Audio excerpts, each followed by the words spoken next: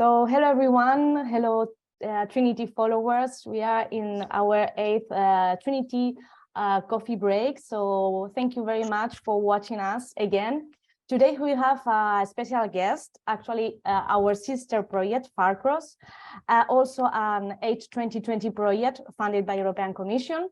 So thank you very much. Welcome to the FARCROSS partners. Would you like to present yourself, please? Let me go first, probably. Yeah, sure. Hi, I'm Eleni Tsironi from UBITECH, which act as the coordinator of FARCROSS. I'm on the coordination and management team, and I'm on delivery manager on FARCROSS. And I have with me my colleagues, Anastasis and Magda. So please, Anastasis and Magda, be ahead. Hello, my name is Anastasis Tzoumpas from UBITECH Energy. I'm a project manager for FARCROSS project, and I'm very glad to be here. Thank you for the invitation. Yes, hello on my side. My name is Magda Zafeiropoulou from UBITECH Energy, and I'm the Dissemination, Communication, and Exploitation leader in FARCROSS project, and I'm really happy to be here with you to discuss our commonalities between the two projects. Okay, nice. Welcome everyone.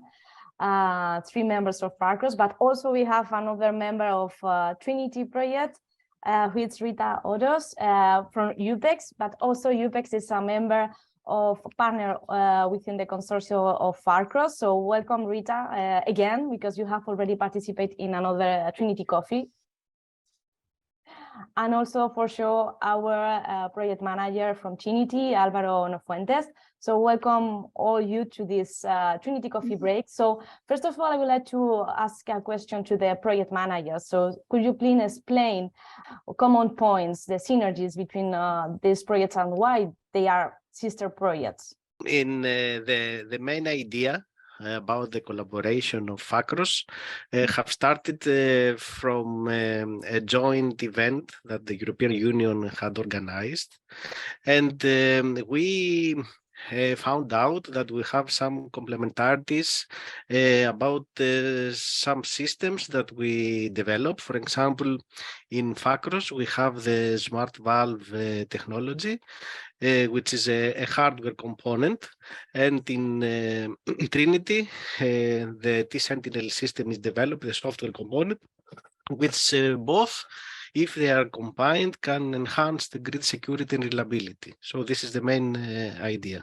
Yeah, everything started in this event, as Anastasis has said, and well, we have found out that FARCROSS from, let's say, a hardware point of view and Trinity from a software point of view, we found that synergies can be found, and that we can collaborate in order to increase the, let's say, the cross-border transmission flows in different zones of Europe.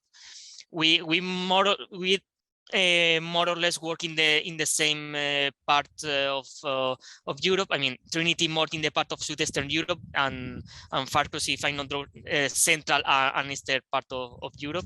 So we are, let's say, complementary in that side. And for example, we share some partners like Nofuentes or HUPX, who is here. So regarding the complementary countries that you have mentioned, also you have on other complementary actions or developments between the projects, for example? First of all, we have investigated how, let's say, the technologies will have benefit for the cross-border electricity flow, and towards this direction we have prepared a common paper that is going to be published in the Open ZCU platform. And also we will investigate after the end of the project if we can have some common, let's say, proposals for the future. This is something that we can also discuss. Yeah, I think that one of the positive points that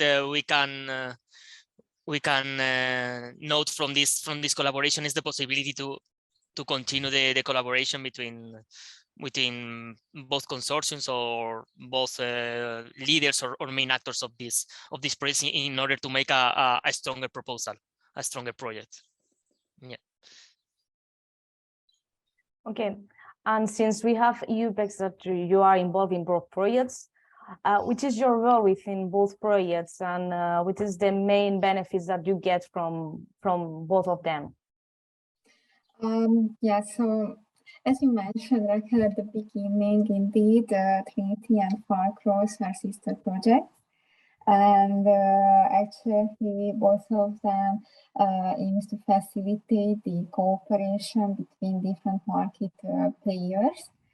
And in Trinity, I am sure that you know that we are working on a cross-border intraday auction between EU and non-EU countries. And more specifically between Hungary and Serbia, where we had also a satellite area, Montenegro. And in FARCROSS, we also have a market demonstration, which has a very complex scope, because there we have the energy market of NEMOs, but at the same time, we also have the balancing capacity market of the TSOs. And there we have a market coupling algorithm, which enables the joint clearing of the two different markets. So it's very difficult even to understand. And to be honest, as far as I know, as part of the Trinity market coupling framework, we also have a tool, thanks to CPEX, which enables cross-border balancing capacity auctions, for example. And in FARCROSS, we had this day-ahead balancing capacity auction, which is very nice, and more or less, I can't tell you exactly it's similar, but it has a very similar scope. And also about trading energy in Trinity, we have energy auction on the intraday time frame, and in FARCROSS on the day ahead. So we can say somehow maybe they can complement each other. But I can tell you they have different advancements if you make a comparison. Yes, but they are very nice to participate, and we can tell in general that the optimized cross-border capacity allocation is in highlight in both projects, so both Trinity and FARCROSS. Coming back to the joint scientific publication that you have mentioned, can you please tell us what are the main conclusions that you have got from the paper? Yes, this paper that will be released soon. Probably when we upload this video to YouTube, maybe it is already available for everyone. And well, one of the main conclusions that we have found out is that that this common approach of involving both FARCROSS hardware technology and Trinity software technology can increase the cross-border flows of a given area. But I mean, it is just a preliminary studies, and yes, one of the conclusions is that probably we will need more research and much more time in order to find out actual values or more detailed specifications for this common system or something similar, and that well, that probably, as we have mentioned again, this could be one of the starting points of a future common project. Yes, exactly. Yes, and also, yes, Anastasis. Sorry, and as Álvaro said, currently we have a very strong indication from qualitative, let's say, perspective that this analysis that we have already done will have enhanced benefits. And what we want to do in the future is to make some simulations and quantitative analysis in order to, let's say, prove and our, let's say, analysis, and also enhance the network models. So this is the main, let's say, next steps that we would like to do, these simulations that will give us quantitative, let's say, results on the hypothesis that we have done. So then next researches may come in the future, in the nearly future, maybe a second part of both projects together, right? Regarding next steps, Eleni or Magda, I don't know how you envisage the projects after the H2020